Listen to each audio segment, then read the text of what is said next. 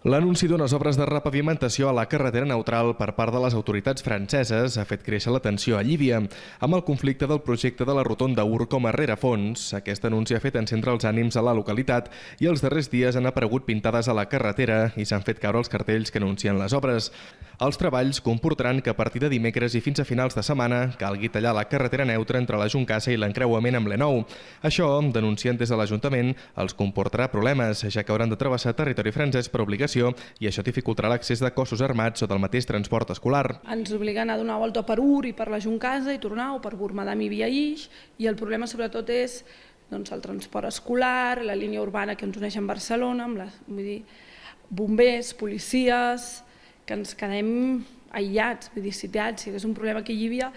les ambulàncies tindrien que anar a donar moltes voltes, bombers tenim aquí a Llívia, però si tinguessin que venir els bombers a Puigcerdà o d'Alp, tindrien que fer tothom una volta considerable. Els nens d'aquí a Llívia que van a l'escola a Puigcerdà, el transport escolar tindria que fer una ruta alternativa, que tenia que demanar permisos especials, perquè clar, la ruta alternativa és per l'estat francès, però el tema d'assegurances i de tot ho condiciona tot molt. És per això que des de l'Ajuntament demanen que les obres es facin per trams i donant pas alternatiu, però mai tallant del tot la carretera neutra. D'altra banda, aquest dilluns, l'Ajuntament de Llívia ha estat víctima d'un acte vandàlic. Aquest matí la sorpresa està a mi quan m'han trucat a les 7 del matí els de la brigada que hi havia un parell de semàforos, un container d'obres, un parell de senyals a les obres aquí davant ben bé de la porta de l'Ajuntament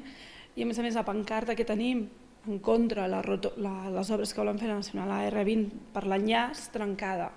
L'Ajuntament ha denunciat el cas als Mossos i aquests l'han traslladat als gendarmes, ja que tant els contenidors com les senyals i els semàfors provenen d'alguna obra que es fa en territori francès.